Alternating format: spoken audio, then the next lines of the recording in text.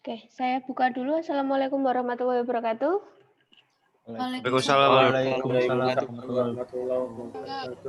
Oke, suaranya jangan di-mute ya. Kalau videonya silahkan dimatikan, enggak apa-apa untuk menghemat kuota kalian. Tapi suaranya enggak usah di-mute. Biar saya enggak kayak ngomong sendirian. Oke, Bu. Kalau kata Pak Ruri, ngomong sendirian kayak radio rusak katanya. Oke. Hari ini kita akan melanjutkan materi yang sudah saya sampaikan minggu kemarin. Mohon maaf, minggu kemarin saya tidak bisa pakai Zoom, saya harus asinkron karena berbarengan ada rapat di departemen gitu ya. Nah, jadi saya usahakan untuk minggu ini kita pakai Zoom, kita ketemu. Karena minggu depan kita full tidak ada kuliah ya. Karena Mekflu itu kan hari Rabu dan Jumat. Sedangkan kita cuti bersama dari hari Rabu, Kamis, Jumat. Nanti akan ada tugas gitu aja ya. Oh, kalau cuti bersama ikut cuti, Bu, kuliahnya? Cuti dong, saya kan cuti. Oh iya, dosennya juga cuti. Kirain masuk, Bu. Itu cuti apa ya, Bu? Cuti apa ya? Maulid Nabi kalau enggak salah. Ya, Maulid Nabi. Iya, Maulid. Cuma dia dari hari Rabu. Gitu. Itu ya. Mungkin sebelum saya masuk sini saya coba singgung yang kemarin dulu ya. Yang kemarin itu adalah nih. Oke, kemarin sebenarnya ketika kita menganalisa suatu fluida gitu ya, kita bisa menganalisa fluida itu lewat dua pandangan atau dua point of view gitu ya. Yang pertama kita bisa analisa dia sebagai kontrol volume. Kontrol volume itu misal saya punya sistem fluida, misal apa ya? Misal pompa gitu ya. Kita analisa kontrol volumenya adalah fluida yang ada di dalam pump itu, seluruh fluida yang ada di dalam pump itu. Maka kita analisa itu dalam suatu kontrol volume.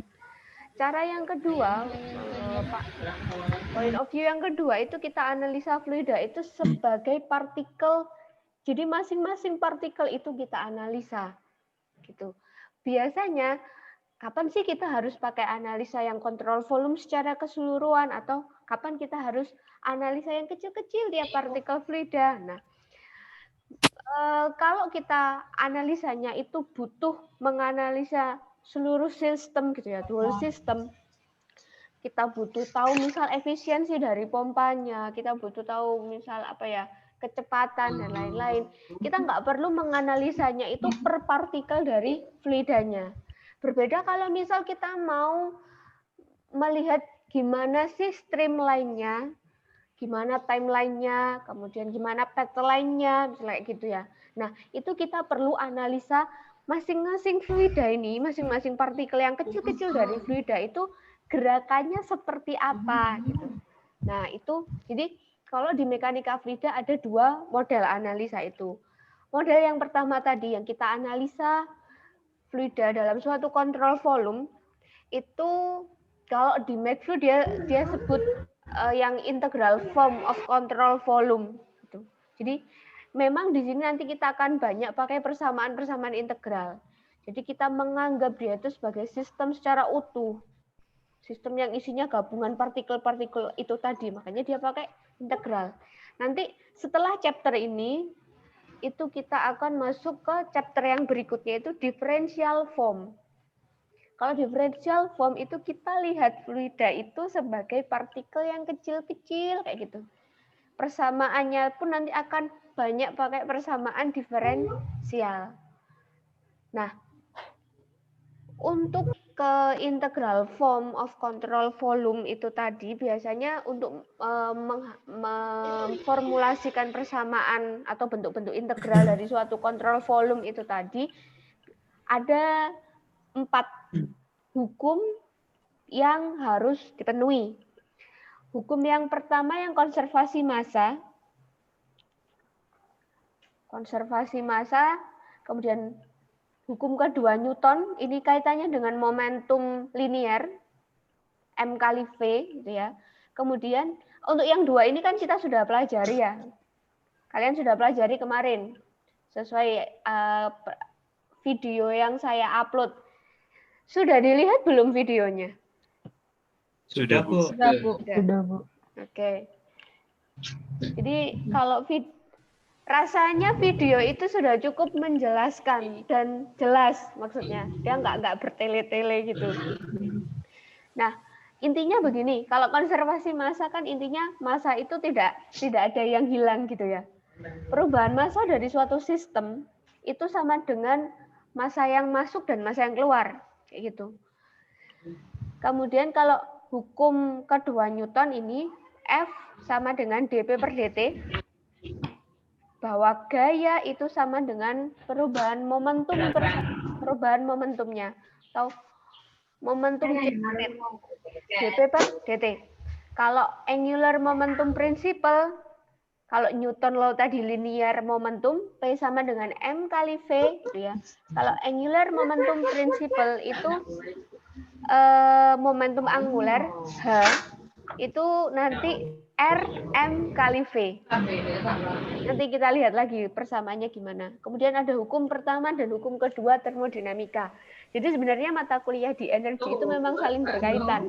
Kalian harus tahu termo dulu, setelah termo itu McFlu, baru setelah McFlu itu perpan. Jadi sebenarnya yang semester kemarin itu kebalik.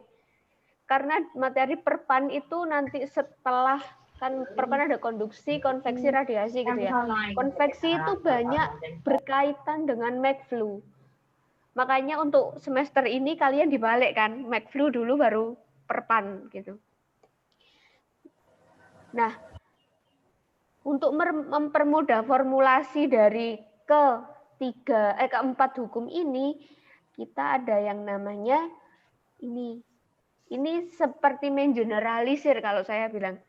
Jadi ini namanya Reynolds transform theorem. Jadi kita tinggal ganti aja sih sebenarnya. Misal kita mau konservasi massa gitu ya. Kita mau hitung gimana sih konservasi massanya. Maka N-nya itu kita ubah jadi massa. Mu-nya 1 kali dm. Mu-nya 1.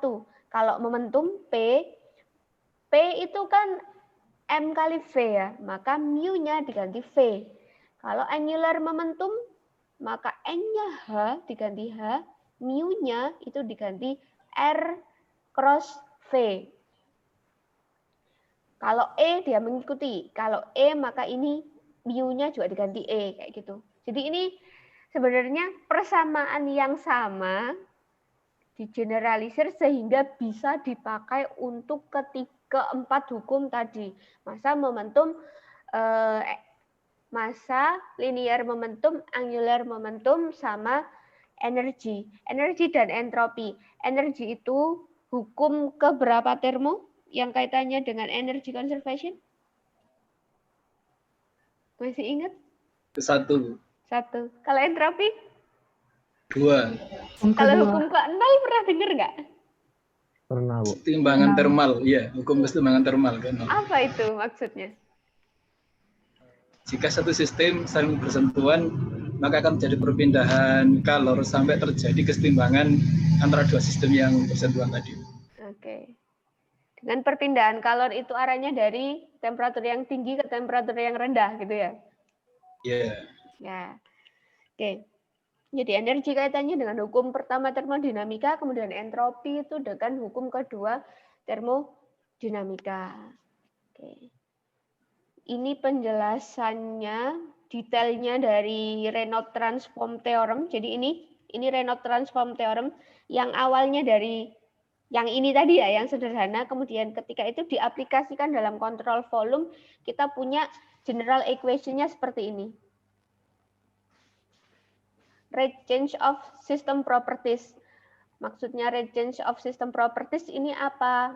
Nah, tadi kan N-nya ini bisa diganti massa, momentum, kemudian momentum linear, momentum angular, kemudian energi dan entropi. Sedangkan mu-nya mengikuti aturan yang awal tadi. Kalau M ya mu-nya 1, kalau momentum linier mu-nya berarti V kecepatan, kalau momentum angular berarti mu-nya diganti R cross V gitu. Dia mengikuti. Ini yang kita sebut sebagai Reynolds transform theorem. Reynolds transform theorem ini nanti akan dipakai sampai belakang. Sampai kita ke di mass conservation sudah dijelaskan kemarin, di momentum linear sudah, nanti kita masuk ke momentum angular sama, nanti akan bentuk equation-nya akan seperti ini juga, kemudian masuk ke energi juga hampir sama, energi nanti arahnya ke Bernoulli equation juga gitu. Nah, sampai sini ada yang ditanyakan dulu mungkin? Nggak ada? Kok sepi? Belum, Bu. Belum ada, Bu. Belum, Bu. Saya ini sebenarnya agak bingung kalau suruh menjelaskan gini dengan papan tulisnya. Karena enak coret-coret kalau menjelaskan rumus itu sebenarnya. Oke. Oke, kalau enggak ada pertanyaan. Aja, Bu, bisa. Apa? Suruh Gimana? pakai Jamboard juga bisa, Bu, untuk coret. Pakai Nah, Jamboard kalau bisa, Bu, untuk Jamboard coret-coret seperti papan itu tulis. harus ada pennya itu kan? Iya kan? Kalau Iya, Bu. nggak ada pennya kan susah juga. Nah, semoga Ya, pakai mouse gitu, Bu. Masya Allah itu susahnya kalau pakai mouse. Ada caranya DIY, Bu. Apa? Pakai apa? Jadi pulpen terus dimasukin cotton bud, terus ditutup aluminium foil, terus dibasahin dikit ujungnya, Bu. Terus? Ya, nanti jadi kayak bisa langsung ke layar sentuh gitu, layar sentuh dan touchpad di laptop tuh bisa gitu. Oh gitu. Ya, itu saya ketemunya di Instagram, Bu. Bisa tuh dicontoh. Soalnya susah. Harusnya kan memang ada apa ya? Saya lupa namanya, bukan drawing pen juga. Apa ya? Lupa namanya. Biasanya kalau yang ikut kelasnya Pak Irwansyah itu pakai itu beliau. Enak jadi mau nurun-nurunkan pakai Jamboard. Oke. Ya, Pak Irwansyah pakai itu, Bu. Saya masuk ke, saya lanjutkan ya. Iya, Bu. Oke, ke momentum angular. Jadi yang massa dan momentum kemarin saya anggap insya Allah semoga sudah mengerti dengan video yang saya upload kemarin. Itu serinya banyak video itu, kalau kalian cari di YouTube. Bisa dijadikan tambahan materi. Nah, momentum angular. Jadi ini sekilas tentang momentum angular. Jadi beberapa engineering problem itu memang perlu untuk menganalisa momentum angularnya. Misal kalau kita pakai centrifugal pump. Jadi centrifugal pump itu kan dia si airnya itu masuk ke pump, kemudian ada semacam propellernya gitu kan yang muter. Nah, karena pergerakan si fluida yang berputar itu, maka momentum linier sudah tidak cukup untuk mengakomodasi untuk menganalisa fenomena-fenomena yang ada di sana. Makanya kita pakai momentum angular. Kalau momentum angular, ini. Jadi kalau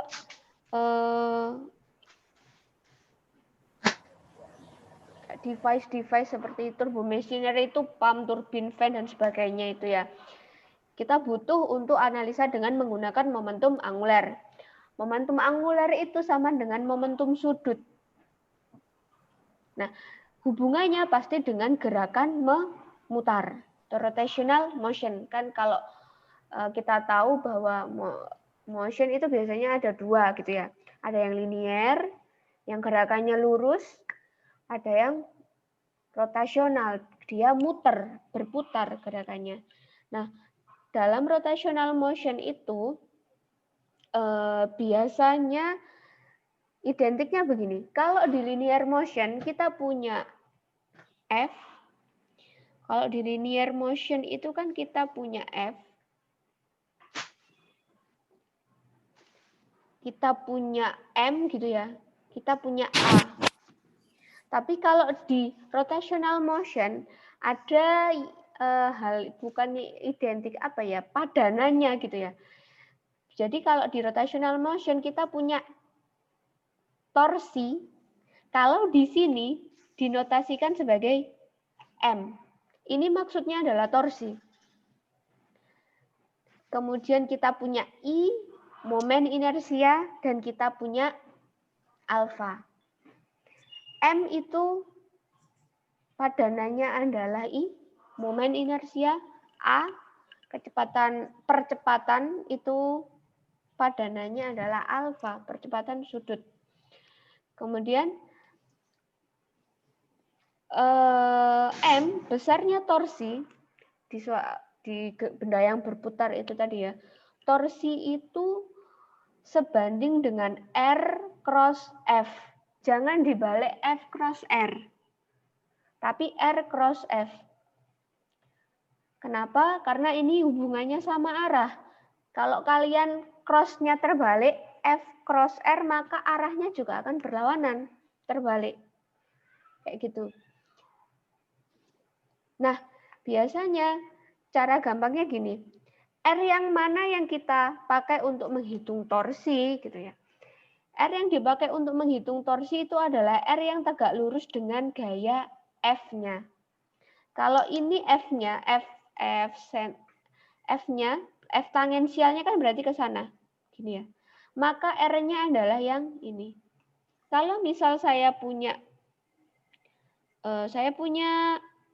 papan gini, kemudian di sini saya aplikasikan gaya ke bawah. Ini ada theta di sini. Maka R-nya itu yang mana?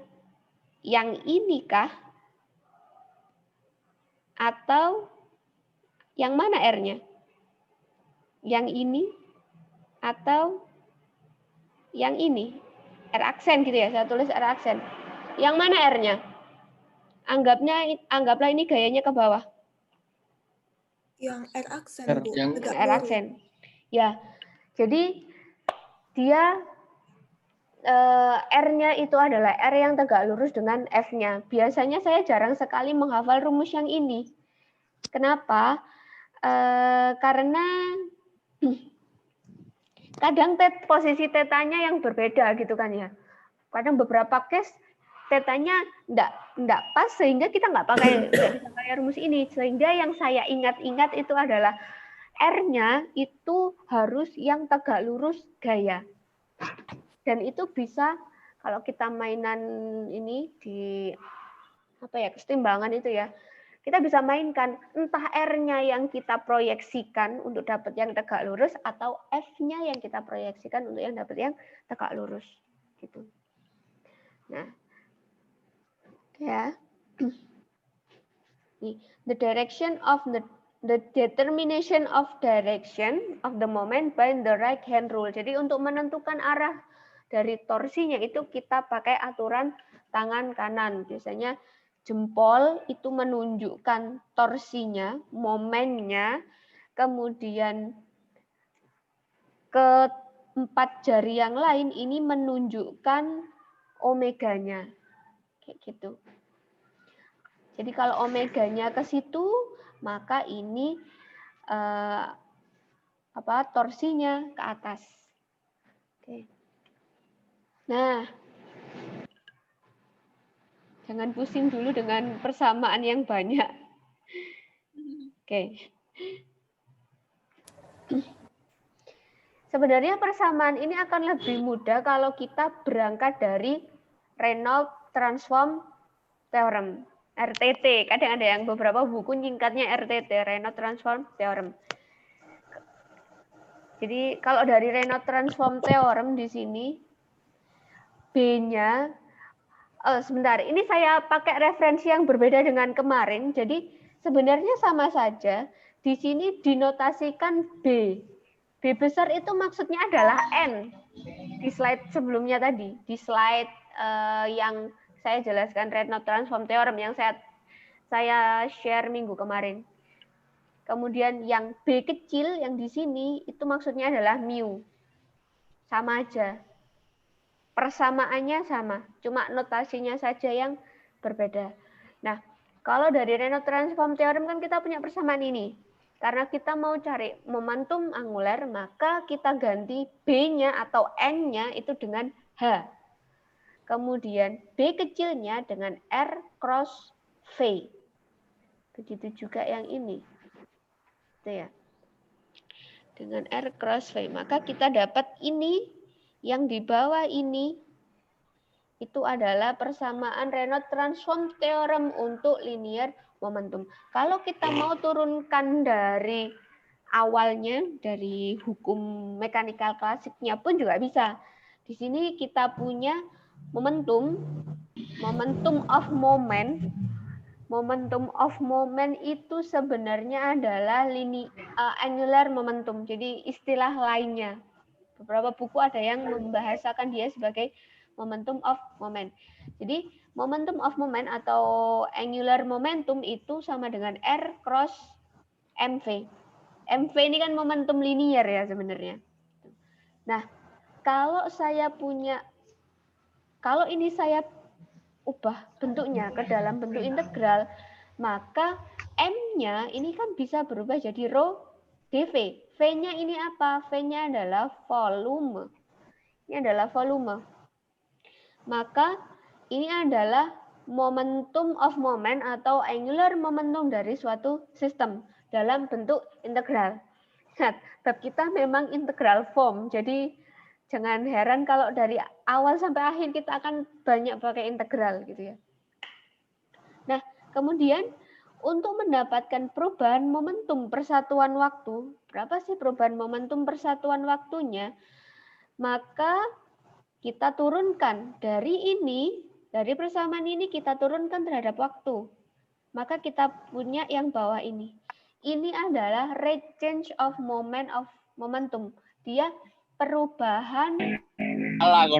laju perubahan momentum angular. Laju perubahan momentum angular gitu ya. Nah, tadi oke, kita punya ini, laju perubahan momentum angular, di mana laju perubahan momentum angular ini, laju perubahan momentum angular ini sama dengan torsinya atau momennya, sama dengan sigma dari momennya. Nah, dari sini maka ini baru muncul nih, D sistem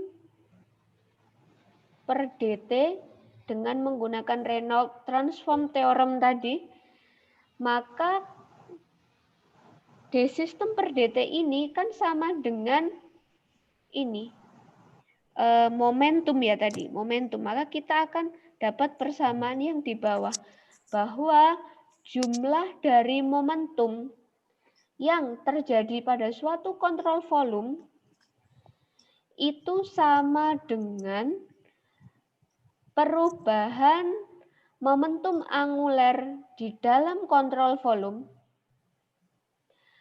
ditambah dengan perubahan flow rate dari momentum angular yang masuk atau keluar kontrol volume. Yang belakang ini dapatnya dari RTT, Reynolds Transform Theorem, itu sama dengan momennya atau torsinya gitu. Nah,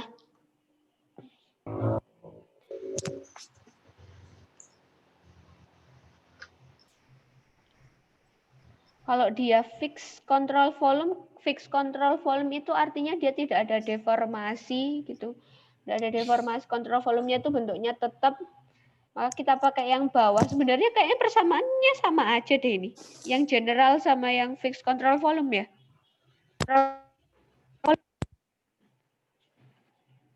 Suara saya putus-putus enggak ya? Sedikit. Udah Iya, Bu. Ya, Bu, agak Dikit, Bu. putus, Bu. Iya, maaf. Itu kenapa videonya saya matikan? Soalnya sinyalnya enggak bagus. Kalau Nggak apa-apa, Bu. memang kurang jelas atau Bu tadi putus minta diulangi lagi, ngomong aja ya nanti. Baik, Bu. Oke. Kita dapat persamaan generalnya yang ini, gitu ya. Yang ini adalah persamaan generalnya.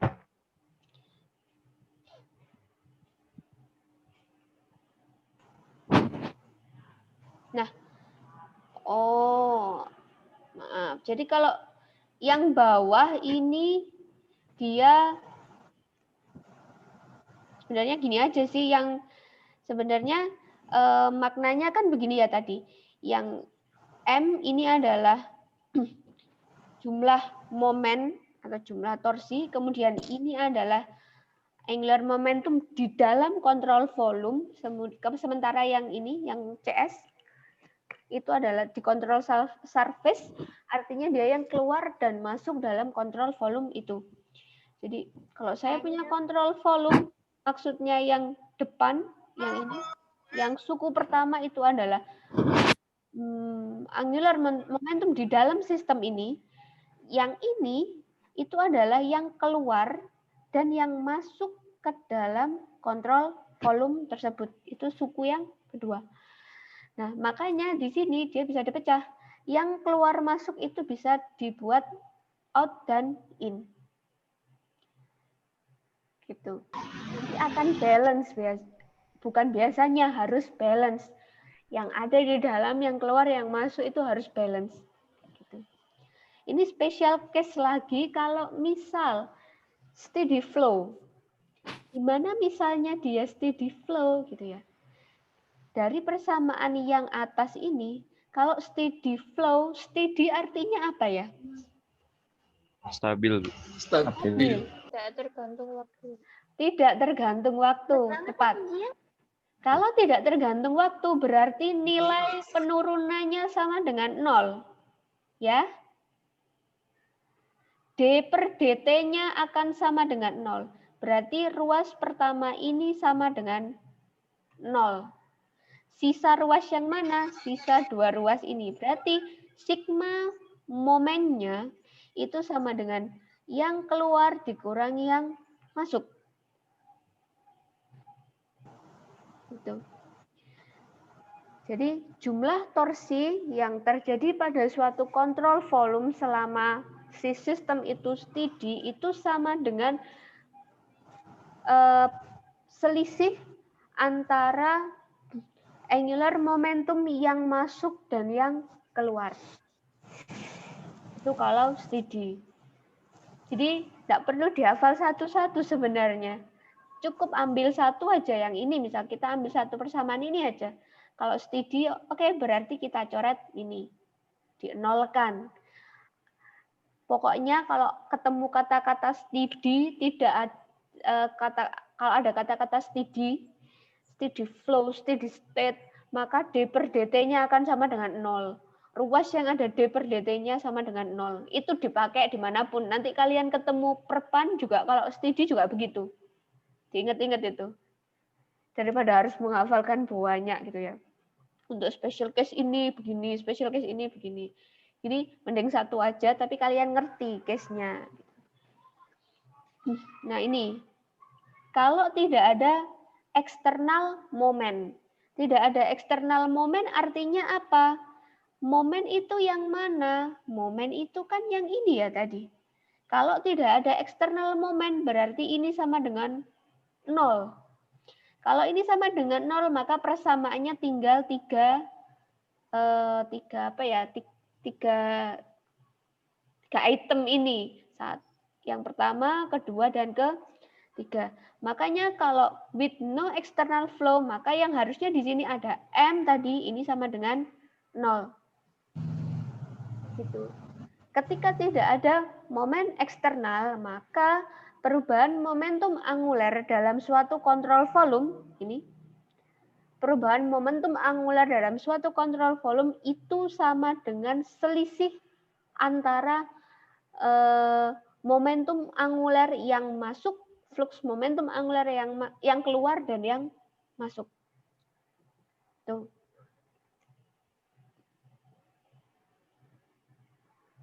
Ini untuk radial flow device. Ini kalau ini sudah masuk ke device-nya gitu ya. Coba nanti kalian baca-baca lagi aja.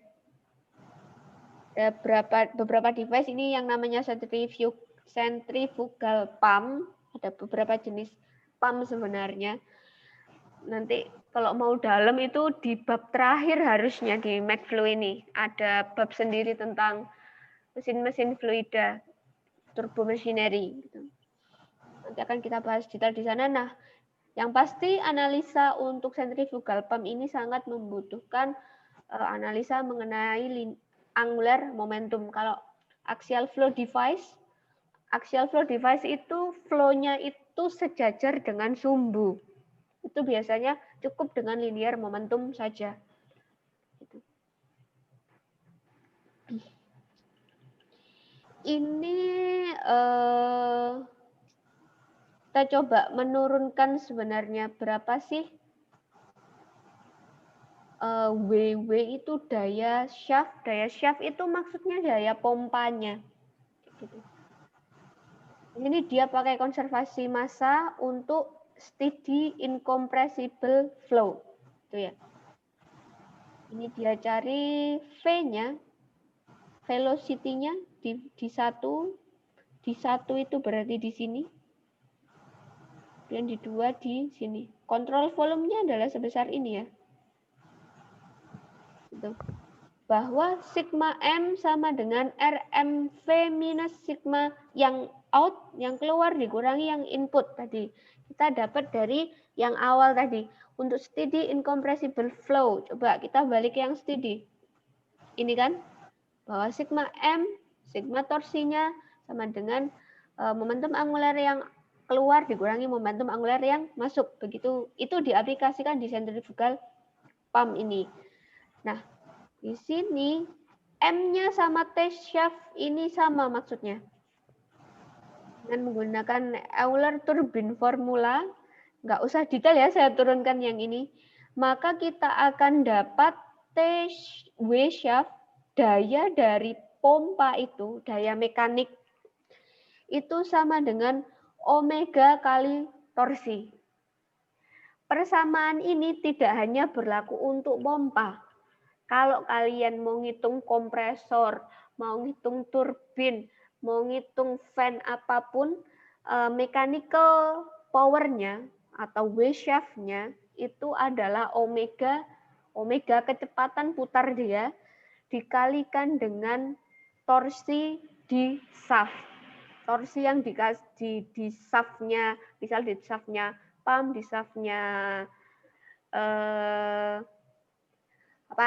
fan atau yang lainnya. Tahu nggak sih shaft itu apa? Tahu ya? Belum, Bu. Belum, Bu. Kurang tahu. Mungkin kalau saya pakai istilah yang kurang dipahami, bilang aja. Tanya aja masnya. Gini, gimana ya contoh yang gampang? Oke. Saya punya kipas. Ya, anggaplah ini kipas. Kan dia ada poros yang ke sana ya, masuk ke mesinnya itu ya. Nah, ini yang kita sebut sebagai shaft. Shaft itu poros. Paham? Belum. Nah, itu maksudnya shaft. Itu apa sama dengan rotor, Bu ya? Kalau istilah rotor itu biasanya dipakai secara keseluruhan. Jadi, kalau misal saya punya turbin gitu nggih. Rotor itu atau saya punya multi stage pump gitu nggih. Rotor itu kan identik dengan bagian yang berputar. Jadi blade-nya ini atau bilah-bilahnya ini juga termasuk rotor. Tapi kalau shaft itu identik dengan porosnya saja, bagian porosnya saja. Ngoten. Jadi mungkin kalau nanti kita masuk ke turbo machinery akan lebih jelas, detail dijelaskan. Ada yang namanya rotor, ada yang namanya stator. Rotor benda yang bergerak, stator yang diam gitu nggih. Jadi kalau benda yang bergerak berarti sebilahnya ini juga disebut rotor. Secara keseluruhan itu disebut rotor. Kalau boleh saya definisikan, kalau case ini, misal case saya ini yang sangat sederhana ini, kalau saya bilang rotor berarti sudah termasuk shaft-nya, sudah termasuk bilah-bilahnya. Kalau misal kita main wind turbine kan ada tail-nya, ada hub-nya, itu masuk bagian dari rotor. Gitu. Jadi kalau rotor lebih luas. Noten.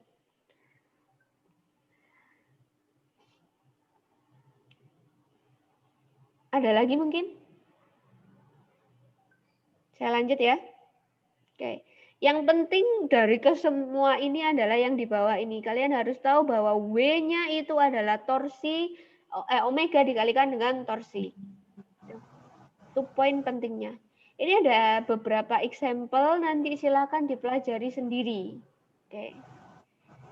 Kalau angular momentum kira-kira cuma itu sih. Poin pentingnya adalah di ini. Coba mungkin saya sampaikan lagi beberapa poin-poin pentingnya yang harus kalian tahu. Ini perlu diingat-ingat dan dipahami. Kemudian ini persamaan Reynolds transform teoremnya. Dan ini poin-poin pentingnya. 3 itu harus paham. Kalau sudah paham persamaan ini, yang persamaan generalnya, mau dimodif ke bentuk special case, misal steady flow, atau tidak ada momentum, atau ke case yang lain, insya Allah nanti tinggal mengikuti case-nya saja. Yang penting Reynolds transform theorem untuk angular momentumnya sudah dipahami dulu. Gitu ya. Oke. Sebelum saya masuk ke materi selanjutnya, ada yang ditanyakan mungkin? Saya izin bertanya, Bu. Oke. Di Boleh slide disebutkan nomor 3 namanya? itu, Galih, Bu. Ya. Saya izin bertanya, di slide nomor 3 itu saya masih bingung kapan kita menggunakan rumus yang general serta yang fix CV itu loh, Bu. Oke. Kalau general itu biasanya begini. Sebentar, saya boleh saya tambah satu slide dulu.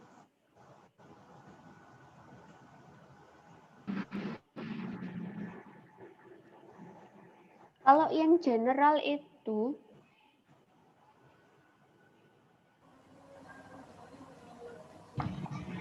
saya punya kontrol volume gini ya, Mas. Anggaplah saya punya kontrol volume seperti ini. Dari T sama dengan 0. Kemudian setelah T sama dengan 2 misal. Maka mungkin ada kemungkinan bentuk kontrol volume ini berubah. Oke. Nah, persamaan yang tadi, yang general, yang ini, itu dipakai ketika si kontrol volumenya ini tidak fix. Tidak fix maksudnya apa? Dia bisa saja bentuknya berubah. Bentuk awalnya dia bulat sempurna, mungkin ketika T sama dengan sekian, maka dia bentuknya bisa jadi berubah. Misalnya jadi seperti ini. Bisa jadi terjadi kayak gitu. Nah, itu kita pakai yang general. Tapi kalau yang fixed control volume yang ini, fixed CV, itu dipakai kalau dia tidak terjadi perubahan bentuk kontrol volume. Yang awalnya misal dia kotak begini. Atau balok gitu ya. Setelah T sama dengan 100, setelah T sama dengan 1000 pun, dia bentuknya akan tetap balok. Dengan ukuran yang sama. Misal saya punya kontrol volume saya itu adalah pompa. Misal, mana tadi ada gambar pompa? Ini ya. Misal, ini ya. Kontrol volume saya adalah dibatasi dengan dinding pompa ini. Setelah T berapapun, bentuk pompanya nggak akan meletot-meletot kan ya. Ya wis bentuknya akan tetap seperti ini terus kan. Nah, itu yang dimaksud sebagai fixed control volume. Gitu. Bisa dipahami? Bisa, Bu. Terus kalau seandainya contohnya yang berubah itu dalam kehidupan nyata seperti apa, Bu ya? Oke. Kalau yang berubah dalam kehidupan nyata. Oke. Ada yang bisa bantu saya mungkin? Kepikiran apa ya kira-kira yang berubah? Biasanya dia yang di tempat-tempat yang nggak bentuknya nggak fix kayak pompa ini. Jadi wadahnya pun itu bisa berubah gitu, bisa berubah bentuk. Kalau di video kemarin contohnya balon, Bu. Nah, ya misal Balon.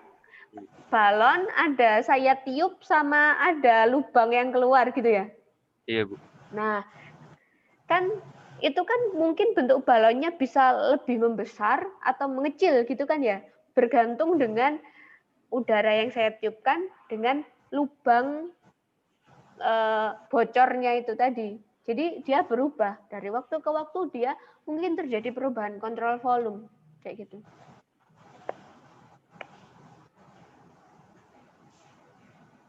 Bisa dipahami? Bisa, Bu. Terima kasih. Oke. Kita lanjutkan ya. Oke. Kok cepet sudah mau jam 4? Saya masuk ke energy equation.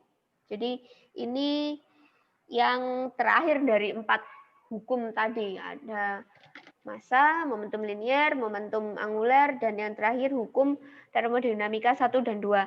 Hukum termodinamika 1 dan 2 ini hubungan kaitannya dengan energi dan entropi. Jadi sebenarnya ini harusnya judulnya bukan energy conservation saja, tapi sama entropi. Karena kalau energy conservation itu mengarahnya ke hukum 1. Nah, karena ini mengulang, harusnya sudah paham di termodinamika gitu ya. Jadi saya sampaikan sekilas saja mungkin. Kalau hukum pertama termodinamika itu kan dia bilang bahwa energi itu tidak dapat diciptakan dan tidak dapat dimusnahkan. Dia hanya dapat diubah dari bentuk satu ke bentuk yang lainnya. Hukum ini sudah diajarkan dari dulu, dari SMA gitu ya. Nah, misal di sini ada batu gitu ya, dia dijatuhkan. Sebenarnya energi dari batu ini, total energinya dia tidak berubah. Dia hanya mengubah dari yang awalnya energi potensial, karena posisi, energi potensial itu identik dengan posisinya, dia dirubah ke energi kinetik. Kinetik itu identik dengan gerakannya. Kayak gitu. Nah, prinsipnya untuk konservasi energi itu bahwa energi input dikurangi energi output itu sama dengan delta E. Delta E ini apa? Perubahan energinya. Perubahan energi di mana? Perubahan energi di dalam sistemnya. Sistem apa maksudnya? Kontrol volumenya itu tadi loh. Energi input ke dalam kontrol volume dikurangi energi outputnya itu sama dengan perubahan energi di dalam kontrol volumenya. Nah, di sini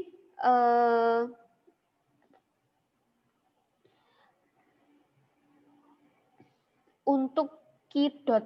Jadi kalau perubahan energi di suatu sistem itu dia ada 2 komponen. Energi itu dia bisa dirubah bentuknya ke dalam 2 hal. Ke dalam bentuk atau ditransfer gitu ya, dia bisa transfer energinya itu ke dalam 2 bentuk. Yang pertama dalam bentuk kalor, Q, ada yang ke dalam bentuk usaha. Gitu. Nah, kalau yang ini sebenarnya persamaannya sama, cuma dia mencoba merubah yang E-system ini dirubah ke dalam bentuk integral. Rho E dV. E ini apa? E ini adalah energi spesifik. Bedakan E besar yang E ini dan E kecil. E besar itu energi. Energi satuannya berarti satuannya energi apa? Joule. Kalau energi spesifik satuannya apa? Gini, kalau volume itu satuannya apa ya? Liter, Milimeter kubik ya. kilometer gitu. Kalau volume spesifik, masih ingat tabel termodinamika? Volume spesifik satuannya apa? Meter kubik per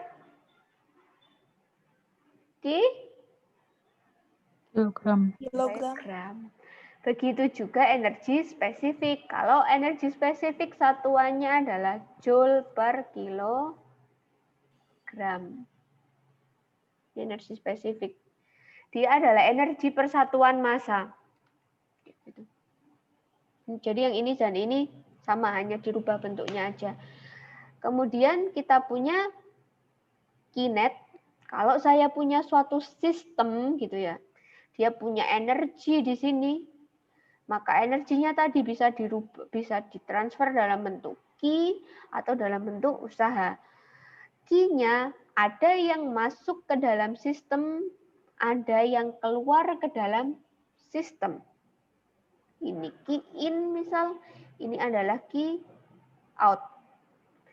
W usaha, usaha pun sama, usaha ada yang diberikan ke sistem, W in berarti ya, ada yang keluar dari sistem. Kayak gitu. Oke. Kalau saya punya pompa itu W in atau W out? Saya punya, anggaplah saya punya sistem gitu ya. Saya ini lagi mau pompa air. Memompa air mau saya naikkan tuh ke lantai 3 misal. W pompa itu W input dalam sistem itu atau W output? Input. W input. Sekarang kalau saya punya turbin, saya punya steam turbin di PLTU gitu. W yang dikeluarkan oleh turbin ini W input atau W output? W output, Bu. W output. Oke. Jadi begitu. W ada input, ada output. Kemudian E yang ini itu ada 3 komponen. Ada U, KE, dan PE. Ada yang ingat U apa? Termodinamika nih. U apa ya? Energi dalam. Energi dalam. Nah, U adalah energi dalam. KE energi Kinetik. PE energi potensial. Energi dalam kinetik potensialnya siapa? Energi dalam kinetik dan potensialnya dari fluida yang ada dalam sistem tersebut. Jadi kalau sistemnya tadi saya lagi mau pompa air gitu ya, berarti E ini E-nya siapa? Yaitu E-nya si air yang ada di dalam pompa itu tadi. Gitu. The change of energy, perubahan energi selama sistem perubahan energi sistem selama proses berlangsung itu sama dengan jumlah work-nya, usahanya, dan heat transfer antara sistem dan lingkungannya. Gitu. Dan itu harus balance. Oke. Nah, tadi saya sudah sempat singgung bahwa energi transfer itu ada 2 mekanisme. Ada yang by heat dengan Q, ada yang dengan usaha W gitu ya. Yang dengan heat itu identik dengan thermal energy, energi panas. Sudah energi panas berarti energi panas itu dia muncul atau ditransfer karena perbedaan temperatur. Kalau ada perbedaan temperatur, maka akan ada energi panas yang ditransfer. Nah, proses transfernya sendiri ada 3 jenis. Ada konduksi, konveksi, radiasi. Nanti akan lebih banyak dipelajari di semester selanjutnya, di heat and mass transfer. ada proses yang kita sebut sebagai adiabatik. Kalau adiabatik itu berarti tidak ada transfer energi dalam bentuk kalor, kalau dalam bentuk heat. Artinya kalau sistem saya adiabatik maka kinetnya sama dengan 0. Kalau sistem saya adiabatik. Gitu. Kemudian ada heat transfer rate, itu merupakan waktu. The time rate of heat transfer itu dq per dt. Jadi apa ya? Jumlah kalor yang ditransfer per satuan waktu itu heat transfer rate. Nah, kalau energi yang ditransfer dalam bentuk work atau dalam bentuk usaha itu biasanya dia berkaitan dengan force, dengan gaya, dan dengan distance atau dengan apa ya, jarak perpindahan. Misal ini beberapa contohnya, ada piston yang mengangkat. Piston itu kan misal di sini saya punya gini ya. Oke. Dia kan pistonnya naik turun gitu kan ya. Berarti kan ada perpindahan. Ada gaya yang menyebabkan dia naik turun dan ada perpindahan. Maka itu energi yang ditransfer dalam bentuk work, dalam bentuk usaha. Kemudian electric wire crossing the system boundary. Oke. Kemudian ada istilah power. Kalau work itu tadi kan energi ya, dia satuannya joule, tapi kalau power ini satuannya dia watt. Joule per sekon itu loh. Dimana power itu kan W per T. Nah, W itu biasanya asalnya dari mana aja? Secara umum ini dia coba jabarkan secara umum bahwa W itu bisa didapat dari W shaft. W shaft itu yang mana? Misal tadi dari turbin, dari turbin, kemudian dari pompa, kompresor, dan lain-lain, dari fan. Kemudian W karena tekanan. Misal kalau yang kasusnya piston itu dia banyak karena tekanan. Kemudian W karena viskos. Kalau W karena viskos ini biasanya justru merugikan gitu ya. Ya enggak semua merugikan sih. Kalau misalnya kita kasus viskosnya itu di ban mobil balap atau ban motor balap itu justru menguntungkan. Cuma dia memang mengurangi gitu biasanya. Atau beberapa W yang lain, misal dari elektrik, magnetik atau surface tension. Kayak gitu. Nah, ini untuk W dari shaft. Sama tadi ketika saya nurunkan, waktu kita lihat penurunannya yang centrifugal pump tadi, bahwa W shaft itu sama dengan omega dikali torsi di shaft. Ini misal contohnya W yang di shaft itu di engine-nya kapal.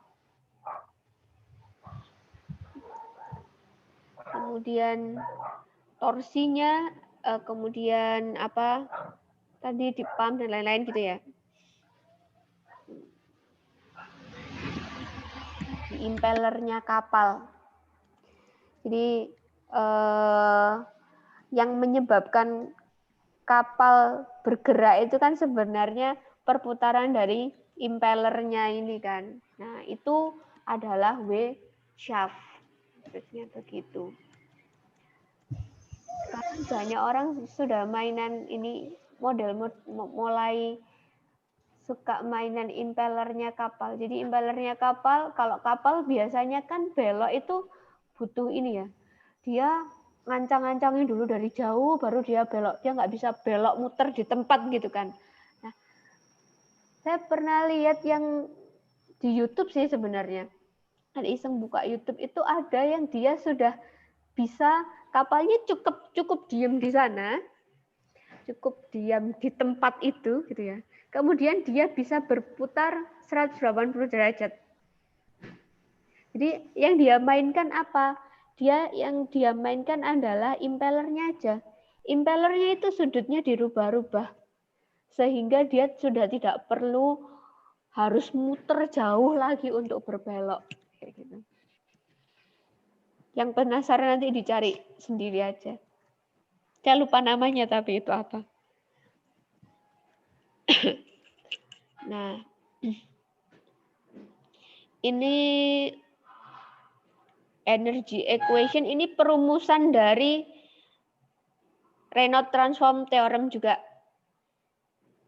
Jadi dengan N sama atau B, kalau di slide ini saya pakai notasinya B, itu dirubah ke dalam bentuk energi. Bahwa ini the rate energy transfer into a control volume dalam bentuk rate energy transfer ke dalam control volume dalam bentuk heat, dalam bentuk panas atau dalam bentuk work, usaha, itu sama dengan perubahan energi di dalam kontrol volume tersebut ditambah dengan energi yang keluar dan masuk kontrol volume. Ya kan, ini balik lagi ke Reynolds transform theorem. Tuh. Nah, ini kalau fixed control volume tidak terjadi perubahan kontrol volume gitu ya. Bentuknya selalu tetap tadi. Maka yang komponen yang ini itu bisa kita rubah, kita pisah-pisah gitu, jadi komponen out dan komponen in. Kalau di sini misal ini ada fixed control volume, suatu control volume, maka Q in ditambah W in, mana W in-nya? Q in ditambah ini W shaft in itu sama dengan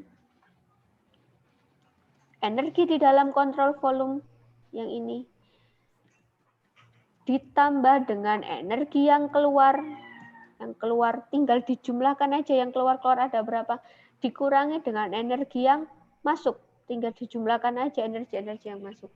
Sebenarnya kalau dengan ilustrasi begini akan lebih mudah kalian bayangkan. Simpelnya adalah energi yang masuk sama dengan energi yang masuk dikurangi dengan energi yang keluar itu sama dengan perubahan energi di dalam kontrol volume. Ada buku yang menjelaskan seperti itu, sama aja sebenarnya. Intinya tidak ada yang hilang gitu. Coba nanti kalian telusuri lagi persamaan ini, hubungkan dengan gambar ini. Gitu. Nah, di sini dia dijabarkan bahwa energinya yang out itu ini sudah gabungan dari entalpi, kemudian energi kinetik, energi potensial. Entalpi, energi kinetik, dan energi potensial. Nah, itu adalah entalpi. Kalau saya punya U, energi dalam ditambah PV, P kali volume spesifik, P ini adalah pressure, itu sama dengan entalpi.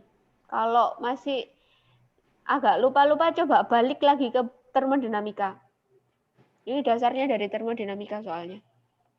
Tuh. Nah, ini untuk steady flow. Jadi ini adalah rumus yang wajib kalian pahami untuk selanjutnya masuk ke special case. Kalau misalnya kita punya steady flow, saya balik lagi ke persamaan ini, steady. Tadi sudah dijelaskan bahwa steady itu adalah D per dt-nya sama dengan 0 karena dia tidak bergantung dengan waktu. Maka komponen ini 0. Saya hanya punya Q in plus W shaft itu sama dengan M out minus ini sigma energi yang keluar dikurangi dengan sigma energi yang masuk. Maka untuk steady flow saya punya persamaan ini. Gitu. Jadi hanya mengurangi satu ruas saja, ruas yang ada di per dt-nya. Di sini dijelaskan, di sini persamaan ini menjelaskan bahwa jumlah energi yang ditransfer ke dalam kontrol volume dalam bentuk kalor dan dalam bentuk usaha selama sistem itu steady itu sama dengan selisih antara energi yang keluar dan energi yang masuk. Gitu. Ini yang untuk single stream device.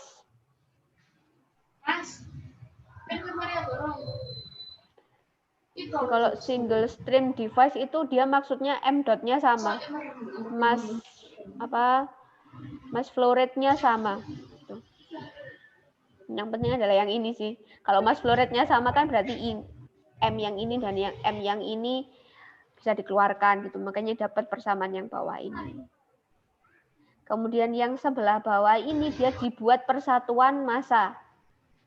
Jadi kalau notasinya Q besar itu dia kalor. Tapi kalau notasinya Q kecil itu adalah Q besar Q dot persatuan massa. Jadi satuannya adalah joule per kilogram. Kalau yang Q ini satuannya joule. Begitu juga yang ini. Ini juga satuannya joule per kilogram. Kita sebut dia spesifik energi tadi loh. Sama aja sebenarnya. Jadi kalau yang spesifik yang notasinya jadi kecil, jadi huruf kecil itu biasanya dia persatuan massa. Gitu. Oke. Ini di rearrange saja sehingga dapat persamaan yang bawah. Kemudian untuk ideal flow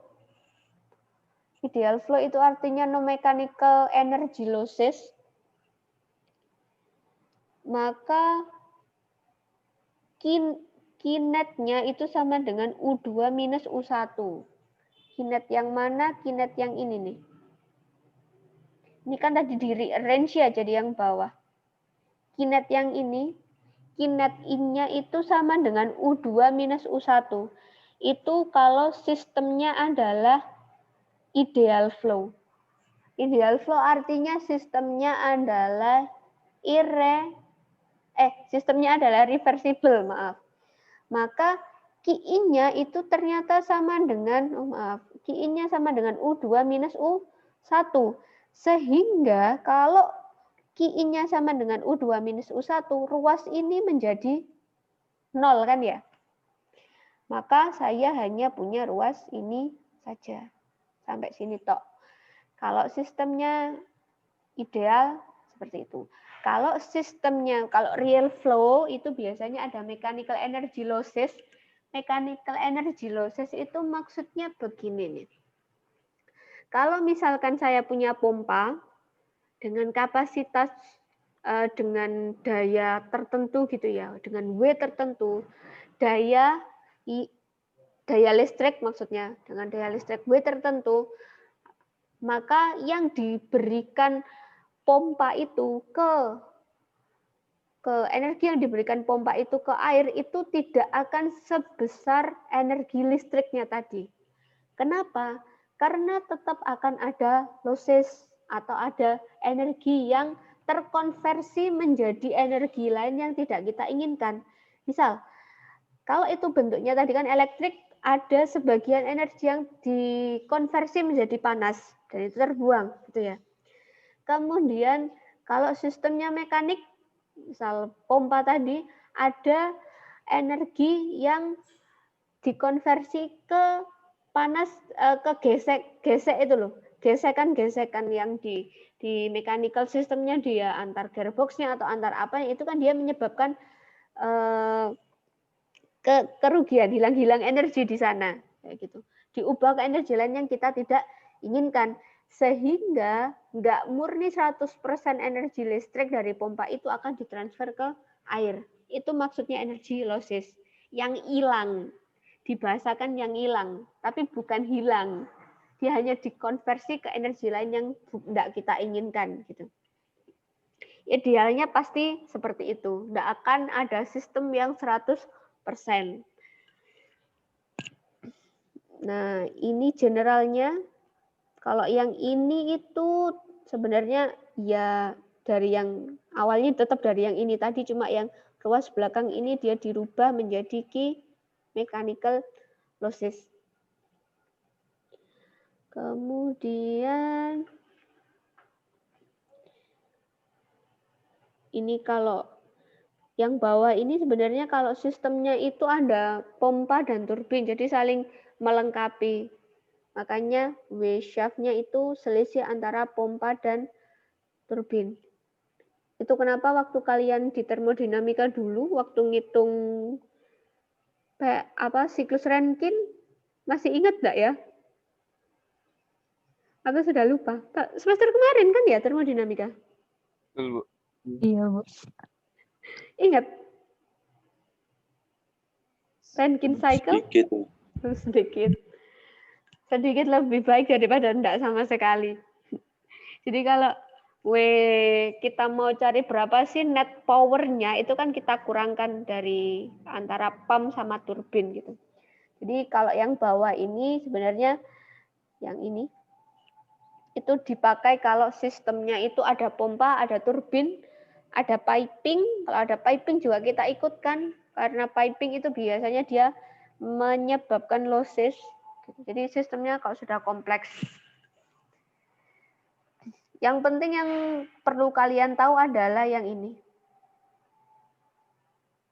Ini yang harus diingat-ingat dan harus dimengerti. Oke. Jadi kalau sistemnya sudah kompleks tadi ya, ada pump, ada turbin, ada piping, maka persamaannya akan jadi seperti ini. H ini adalah head. H ini maksudnya adalah head. Head ini apa? Kalau kalian beli pompa, itu kan biasanya headnya berapa? Oh, headnya 3 meter. Berarti dia bisa membawa air itu sampai air dengan debit sesuai spek dari pompa setinggi 3 meter. Gitu. Gitulah. Cara gampang mikirnya begitu sebenarnya. Nah, ini ada head pump, ada head turbin, ada head loss dari piping. Nanti kita akan belajar head loss, menghitung head loss di piping di internal flow. Nah, maka ini lebih gampang pemahamannya. Intinya adalah apa yang masuk ini akan sama dengan apa yang keluar, gitu aja. Dikurangi dengan losses-lossesnya, kalau ada losses-losses. Gitu. Yang masuk adalah ini, yang keluar yang masuk adalah ini ya, W mechanical dari fluid ditambah H pump. Yang keluar yang mana? Yang keluar adalah W turbin ditambah dengan ini dari energi mekanikal dari fluidnya, ditambah lagi yang keluar itu adalah losses-lossesnya.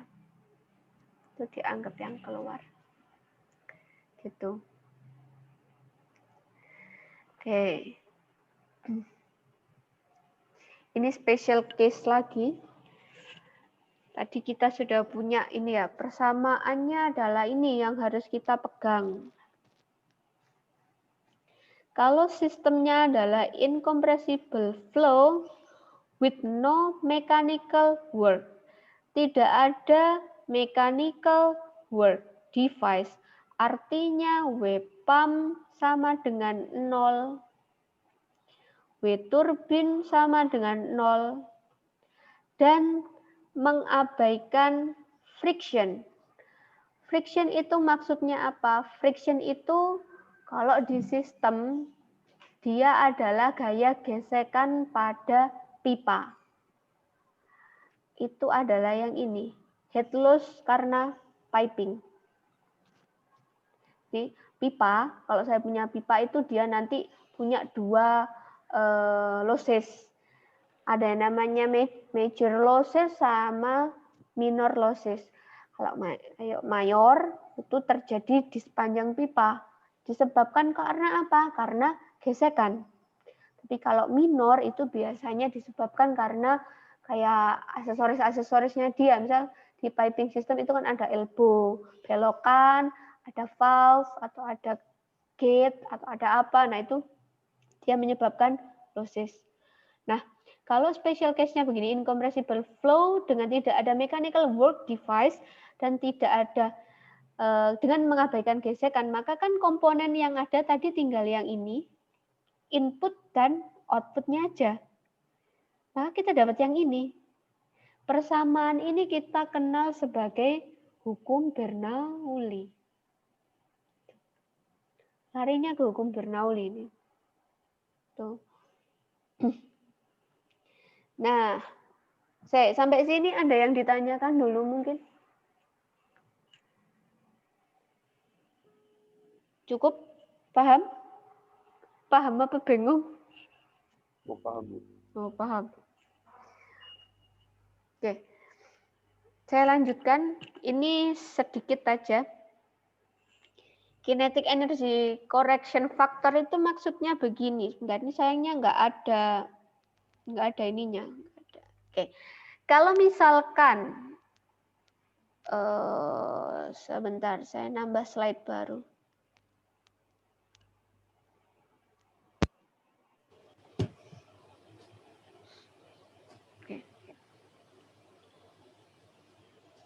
Kalau misalkan di sini saya punya pipa gini ya, kan aliran di dalam pipa itu yang dekat-dekat dengan dinding itu kan dia kecepatannya lebih kecil ya daripada aliran yang di sebelah tengah. Kenapa? Karena yang di sebelah pinggir, yang di dekat-dekat dinding itu dia ada efek gaya gesekan dari dinding. Sehingga dia kayak dihambat gitu ya. Dia kayak jalan di permukaan kasar nih. Jadi kecepatannya lebih rendah gitu. Sehingga dia akan cenderung membentuk profil aliran seperti ini. Jadi parabolik gitu. Yang sebelah tengah dia kecepatannya maksimum. Nah, beberapa teorema itu dia dia coba menghitung energi kinetiknya sebagai energi kinetik rata-rata. Jadi V average. Dia hitung sebagai sebagai kecepatan rata-rata. Dia cari dari kecepatan rata-rata gitu. Energi kinetiknya dia cari dari kecepatan rata-rata di sepanjang ini. Gitu. Tapi ketika kita hitung dengan benar-benar mencari berapa sih VR-nya, VR itu V sebagai fungsi R, artinya berapa V di sini, berapa V di sini, berapa V di sini, kita detailkan seperti itu, kemudian kita kalkulasikan energi kinetiknya, ternyata ada perbedaan. Ada perbedaan. Kalau kita hitung V rata-ratanya atau kita hitung detail V melalui VR. Nah, itulah yang menyebabkan nanti muncul adanya energy kinetic correction factor atau alpha. Tapi di beberapa case memang energy kinetic correction factor ini dia diabaikan. Jadi dianggap tidak ada, dianggap alfanya sama dengan 1. Tapi di case-case tertentu yang dia alirannya V-nya besar, biasanya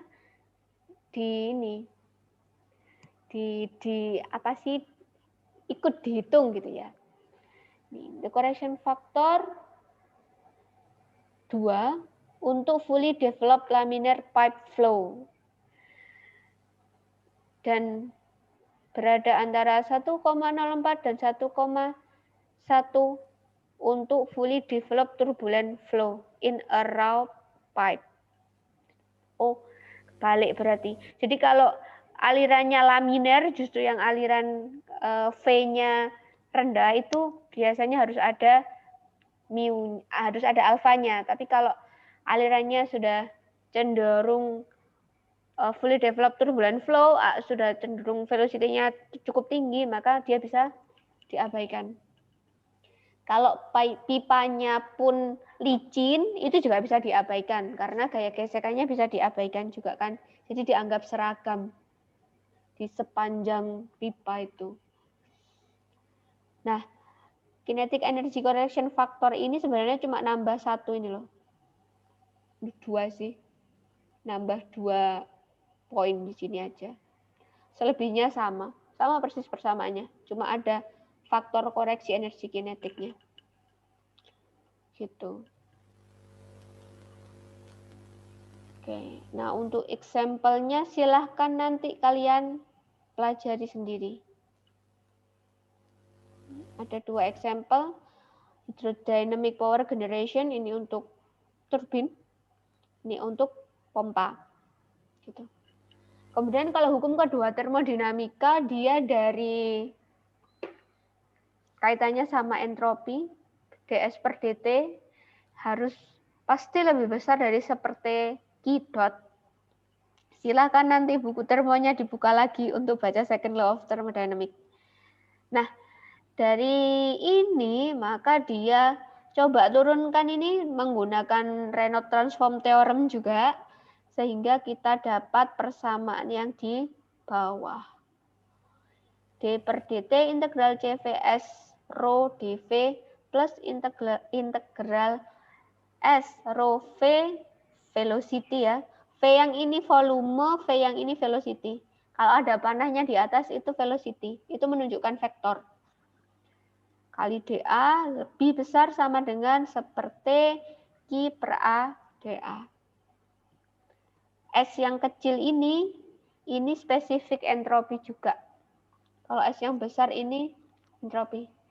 Jadi S yang kecil ini entropi persatuan massa. Oke. Sudah ternyata. Ada pertanyaan mungkin?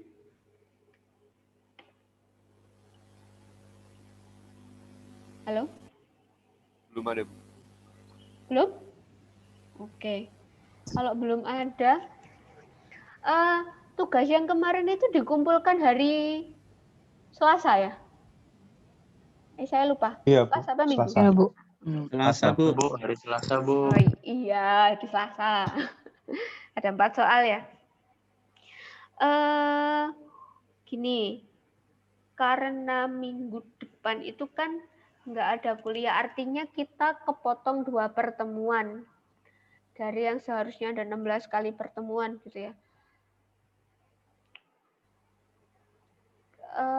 Mungkin gini aja deh, biar kalian juga belajar, silahkan nanti kalian buatkan slide, kemudian presentasikan, direkam ya maksudnya, direkam, presentasikan untuk bab selanjutnya. Bab selanjutnya itu kalau saya acuannya Fox, itu berarti chapter 5, yang ini, Introduction to Differential Analysis of Fluid Motion, atau kalian bisa pakai Cengel, silahkan. Kalau di Cengel dia di chapter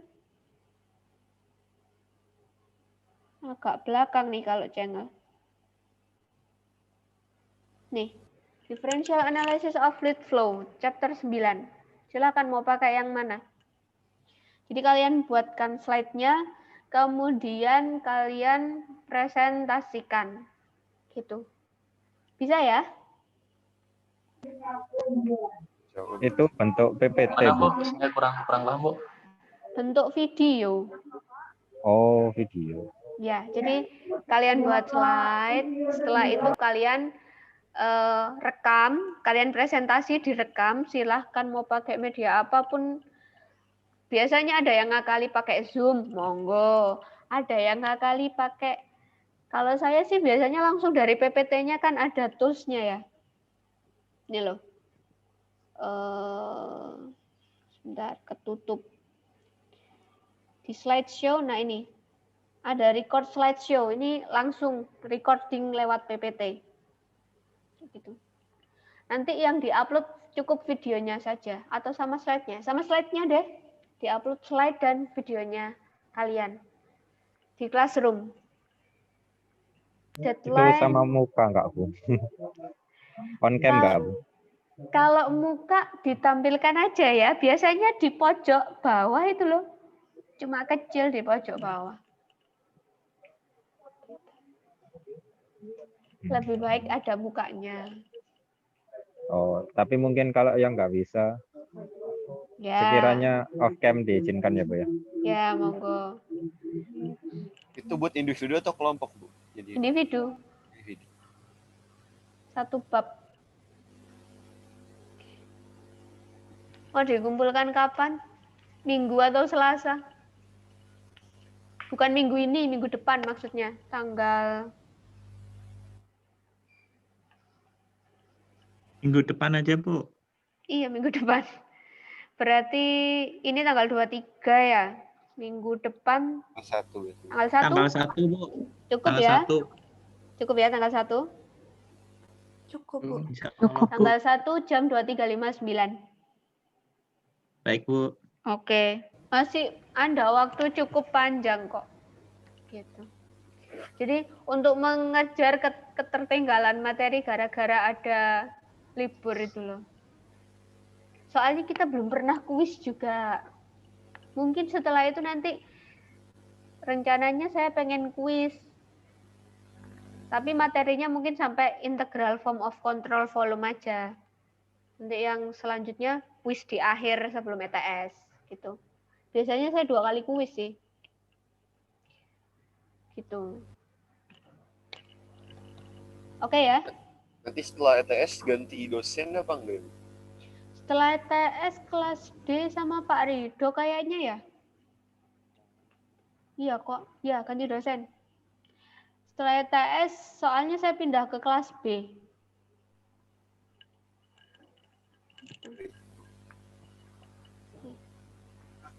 Izin bertanya, Bu. Monggo. Ini untuk rekor perkuliahan hari ini apa boleh di-share? Oh, boleh.